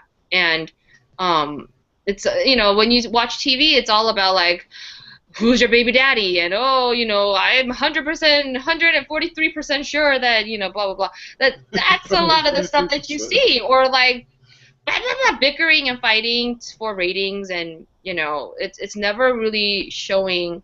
And then, or like stuff like The Bachelor, where you find the soulmate of your life in 2 days. Like, no, like, we're not talking about here today, gone tomorrow kind of relationship. There's not a whole lot that talk about lifelong partnership, lifelong, fulfilling, healthy, beautiful, loving relationship. It's not promoted as much nowadays as it was back in, the 50s, or even in the 90s, 90s, yes. So, That branch was 50s through 90s. That was that. Like the yeah. entrepreneurial thing was from the 30s to the 70s. Then it kind of died out, and you just go work for big companies. So so everything's kind of in phases. So we have a question. We have one more question from the group, but it kind of ties into this other question that came in. So I'm going to see about mixing them together, and this will be the last question we do for the night. Um, so we got a letter asking, basically, I'm sorry, I was skipping through trying to find her name again.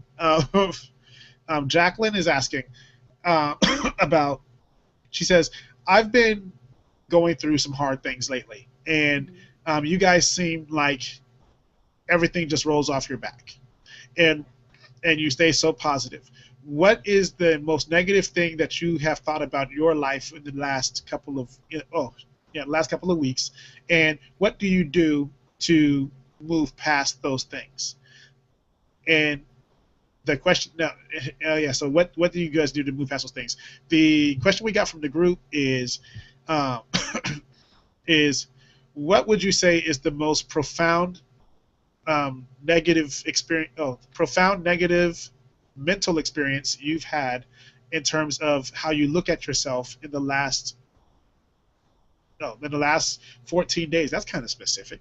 In the last 14 days, and what do you do to channel the negative and turn it into a positive? So that's why I was like, okay, these kind of go together. So so you could tell which one was clinical and you could tell which one was emotional, but you guys are asking the same thing. So Jacqueline, well, the very first thing because the group wants Jules to go first, but the very first thing I'm going to tell you is when you go through things, it can be hard to get back from a negative frame of mind, because a negative frame of mind can actually start to make you see things that are not there and make you feel, just all kinds of jacked up. So the things we talk about today in answering this question, I personally, we really hope that it helps you get an understanding that things don't just roll off our back, but we have to take the time to see what's triggering it and how to come out of it. So, but since the group wants Jules to go first, Jules, what is the most? Oh, did I want to go first? Oh, okay. No. This was the group. The group was asking for Jules first. Basically, because they're saying, well, A, they said ladies first, and B, they said because my answers tend to be a lot more clinical, and they want to hear someone who doesn't have as clinical of an answer. Okay. Oh my God, okay, whatever. Mine's just real. Mine's street real. Street real. The most negative. I mean, okay, so this is something. I don't know if many people know, but I also work in fashion, and as you know, when you're dealing in fashion, everybody's a size 0, size 2. I'm not either of those things. You could be a 2-0 if you wanted to. Yeah, 00. There are double zeros. Yeah. No, I'm saying a 2 and a 0 next to it. You can grow to that. I have, for those of you who don't know, I have had an eating disorder in the past. I was bulimic. I used to throw up for fun. What fun. What fun. To the point where the reason why I stopped was because I started throwing up blood and my throat started to really hurt, like somebody was stabbing me with a knife or fork, because of all the acid that basically abrased my esophagus. I love that. She said abrased my esophagus. Go ahead. Shut up. It irritated my esophagus. It basically made it really raw, and almost to the point where it's like burning a hole type feeling. So I never actually got therapy for it. I never actually got counseling for that.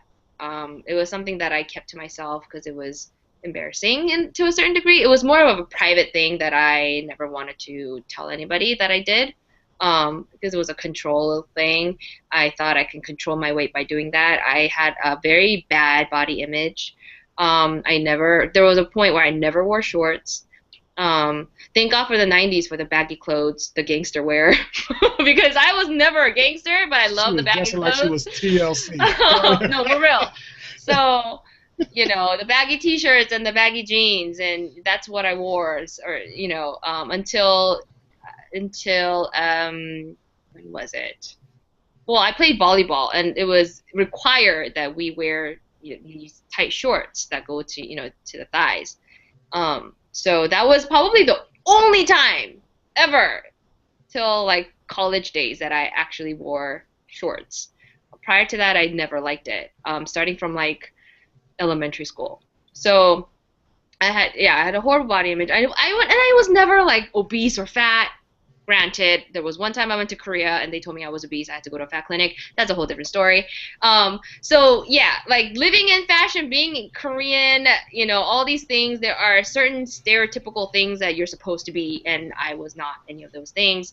Um, so what was my point of this? What was the um, question? the, Oh, what's the they're right, asking you right. about your negative So self, the negative thing in the negative last way, two yes. weeks. Yeah. Last 2 weeks, this is something that I face every day. It's not something that one day here and then I don't think about it for 3 months. No, it's something that I'm constantly dealing with because it's in my face all the time. But over the years, I've learned how to deal with it better, or I learned how to have a better reaction to it as opposed to acting out or trying to starve myself or anything like that. I know as soon as a thought comes, I know how to or counter react it with another thought, which is be thankful that you are healthy. Be thankful that you have all your limbs. Be thankful that you can see. Be thankful that you can feel. Be thankful that you can eat. There are so many people that can't, and all these things like and being happy with where that's something that I'm constantly that I have to work with because it's almost like a mental disease. An eating disorder is like a form of mental disease in my opinion because it eats away at you, and I don't do that anymore. And I don't know, you missed it earlier, Dee, but I was explaining how I threw up after skydiving over the Oh weekend. yeah, I saw that. And it was not pleasant at all. I hated it, and so I now hate throwing up. I try not to throw up ever. Um, but just counteracting those negative thoughts. I mean, there are times I'm constantly like feeling my fat and wishing that it was gone, and my imaginary scissors that I cut my fat off on my arms, my stomach, my legs. I want it to be, there are times when I'm in the mirror and I, pretend I squeeze parts of my body to make it smaller. Yeah, it still happens. I still have issues, but I am much better at dealing with it. Lacey said, "That's just normal, isn't it?" I guess so. No, it's not totally normal, but unfortunately for a lot of women, it is something that we struggle with. But yeah, I do that a lot. I mean, I do that a lot. So I need to stop it. So, but yeah, I counter react it with more positive affirmations, and it's better. So yeah. And no, like what you said, things don't just roll off our backs and that doesn't affect us at all, and we're totally happy. It's not quite like that. We have over the years have learned to um, view things, so that it doesn't ruin our day sometimes. When people lash out at us, instead of getting mad right back, we try. Oh, I didn't even tell you about. Oh, go ahead. I'm sorry. Go ahead. Because it happened to me over the weekend too. Like somebody was like being crazy when it was mutually, at fault, and I was like, he probably is having a really bad day. I'm not gonna let him and his emotions and his reaction ruin my day, and so it's that kind of thing. Whereas before, I would be all up in his face, like, what? It's your fault just as much. Actually, probably more your fault, and et cetera, et cetera. That doesn't get me anywhere. That doesn't get anybody anywhere. It just makes everything even worse. And so stuff like that, like over the years, learned how to calm down for me, and learn how to see things, view things a little bit different, so that it doesn't affect so much. Yeah. So you were saying? Oh well.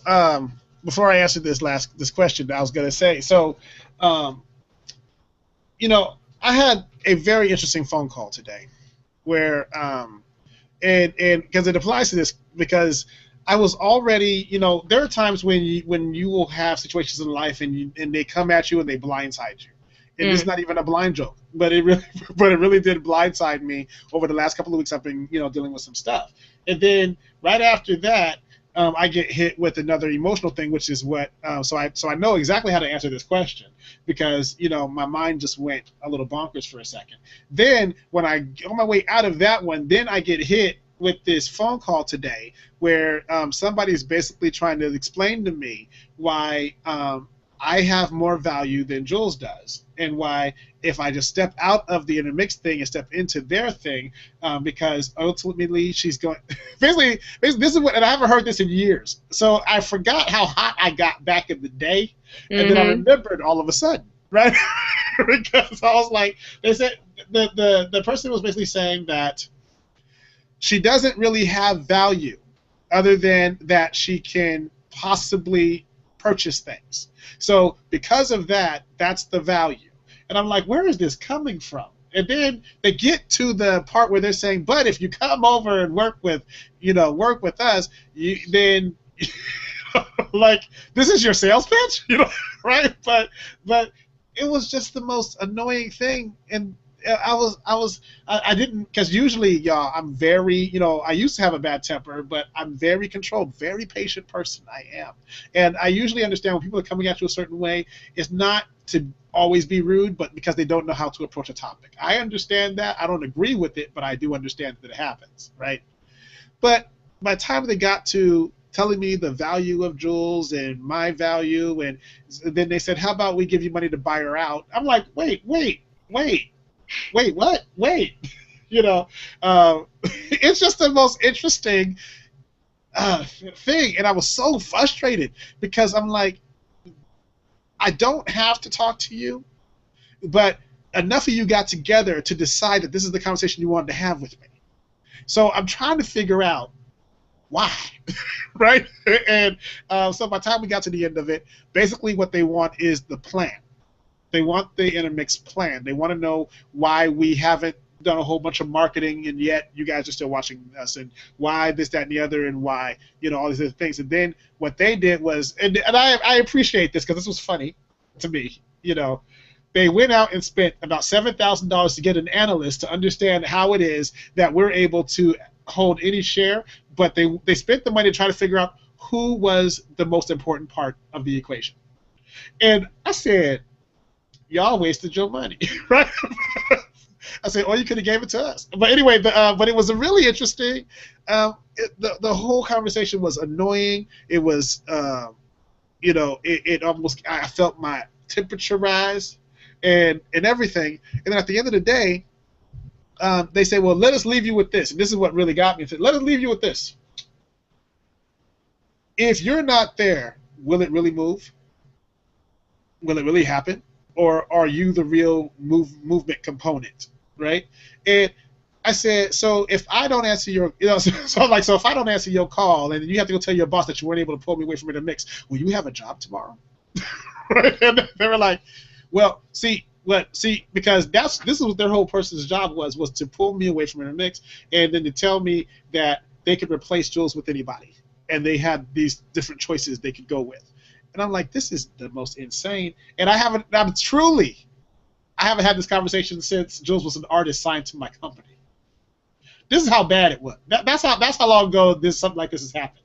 Every other thing was people just trying to copy in the mix. It was never them trying to pull it apart. It was just them trying. And I'm like, this is insane, right? But so after I handled that and got some really, really mean messages, and then I enjoyed. I'm not gonna say enjoyed. I handled that. Then I kind of enjoyed it. I'm not gonna lie. But I handled that, and in a fashion that I'm okay with. I actually handled it in a way I'm okay with. I didn't abuse anybody. I just simply told them the truth. But then Now, as to the question you guys are asking, so lately, I'm going to say in the last 3 weeks, I've been hit with so many negative things that felt like my head was going to explode. I really did.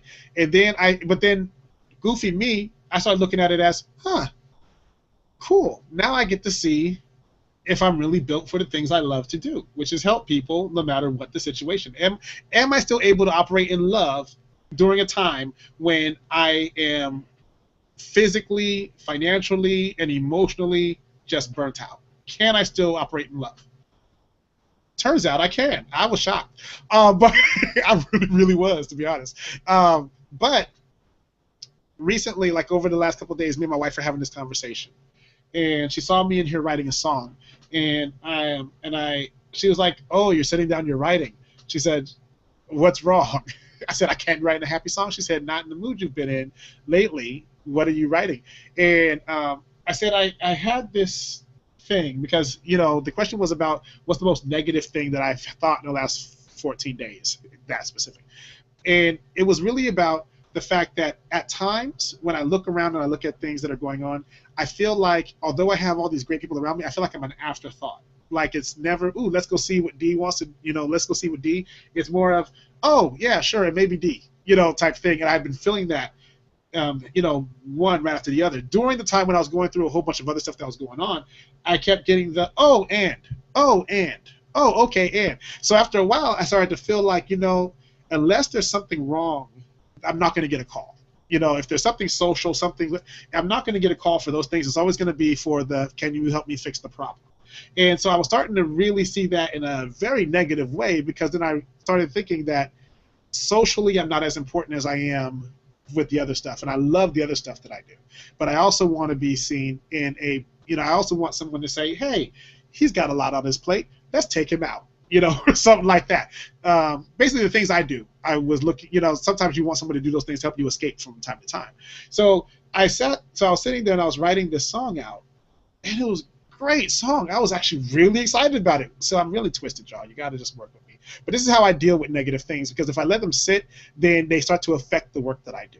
And we go through stuff. We all go through, stuff, and and for me, I'm not as mobile as a lot of people are. I'm not as, I don't have a lot of disposable income, because got kids and my girl is shooting up like, kids grow. But anyway, so a lot of stuff going on, and with all these things that are happening, I kept getting the and thing happening. So I was like, oh, and you, oh yeah, and yeah, you can too. So so you don't really feel wanted or anything like that. And I used to suffer from really bad bouts of depression. So like how Joel says, it was an ongoing thing for her with the eating and size thing. For me, it was why I talk about value so much, because I used to have a really hard time seeing mine. I only, so because I had a hard time seeing mine, those are the things that will reach up to try to grab you the most, are the things you have the hardest time kicking and getting rid of. And so what I learned to do was, and I had to learn this at a very young age, whenever I get into that frame of mind, because it doesn't necessarily always go away, but it can be managed until you can get past it, is I just write.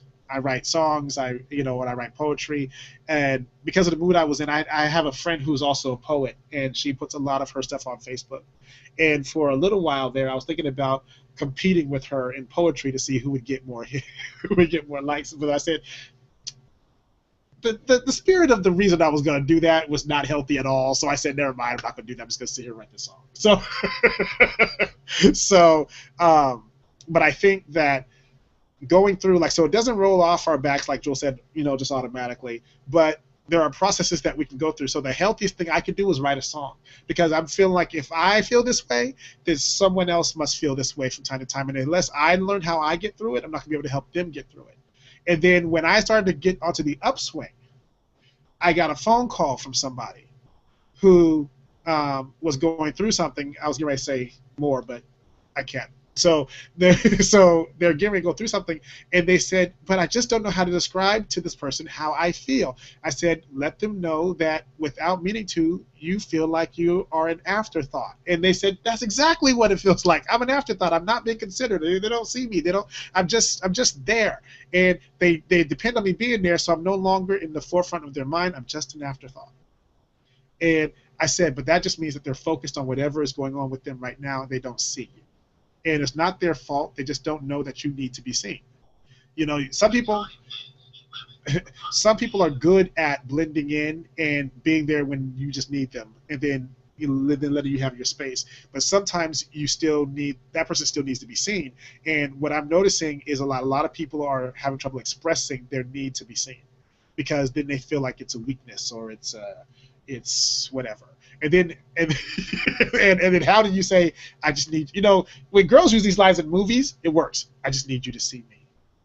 But if a man walks up to you and says, I just need you to see me, it may not really work out that way. It may not really work out, y'all. So, and a lot of people that I've been talking to who've been feeling this way are men. And the people that they're trying to be seen by don't see them yet. And it's a way to, it's something you got to work through. And, but Jacqueline, when you go through your bouts with negative thoughts and negative situations happening, it is some of the most severe stress your body will ever be under because it sticks to you and it stays. It's like Southern cooking. It just sticks to your ribs. So the best thing you can do, honestly, when you're going through things that make you feel awful, is bless someone else and watch what it does for you. When I feel really bad and I just feel like I'm just blending into the background or whatever, I I focus on my wife or I focus on my kids or I do stuff that I know will work for intermix. But I because it helps me to see more than what I'm thinking about in that moment. And when you are making somebody else smile, it really does help you get back to a place where you can smile.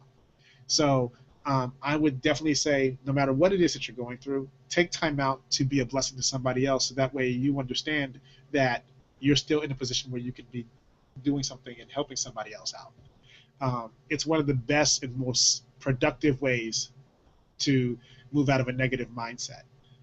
And and then from there, you can start doing things for yourself that make you feel like because really it all comes down to getting your value to increase in your own mind.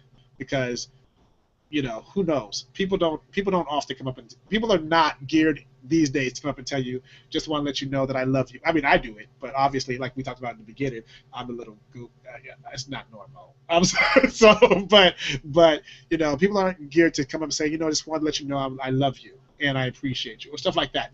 That doesn't happen as much anymore, and that's where the pain that people go through and that you may be going through. I know the guy I talked to the other day, that's what he's going through. Is people don't say these things. They figure you should know it, but they don't say them, and so you're only left to assume, based on your feelings in the moment. So bless them, be there for someone. How I get through is I write songs, and then I play video games or I do stuff like that to help me channel that away from me. Because once it's in a song form and I understand the emotion that I'm going through and I understand why I'm going through it and I understand the trigger, and that's me, I'm a trigger person, let me figure out why it hit me this way. Once I understand that, then I can see it coming each time. And it doesn't mean that's not going to come again, it just means that now I can recognize it quicker. But anyway, you guys, be good to yourselves. Stay safe in your relationships. Recognize the things that are causing you the stress out. And I know that safety is one of the big things. So the next 5 shows that we do are going to be geared around the things that happen during this part, the safety concerns. The next 5 shows are really going to hit deep into the safety concerns. And I'm going to show you, I'm going to show you a few things. Jules going to show you a few things, but it's going to come out beautiful about why you don't feel safe, some of the triggers that make you not feel safe, and how to get from an unsafe place back into a safe place. Because just because you don't feel safe does not mean that the person doesn't want you to feel safe. Or that also doesn't mean that it actually in reality is not safe. It Right. could be just in your mind. This is true. This is very true. So we're gonna work through all those, but there are 5 very normal things that people go through in their thinking pattern, and we might be able to get 2 into a show, but we'll see what happens. Y'all been sending a lot of questions in lately, but thank you guys for being you and hanging out with us. If you want to find us, by the way, I'm Simply D. That's Jules, and if you want to find us, we on your internet like now. So, uh, was it Facebook Intermix? Just type in Intermix, you'll find us. Twitter Intermix_show, and you'll find us again. You got Google Plus, which is Plus Intermix Show, and yeah, that's us. And then you got Instagram Intermix360. We ain't uploaded no new pictures in about a week, so we'll probably put something up new for y'all on that one. Instagram. Anyway, you guys have a great evening. And we'll see you next week. Yeah, we will see you. Well, she'll see you next week. But yeah, we'll see you next week, y'all. Good night. Bye-bye. Bye now.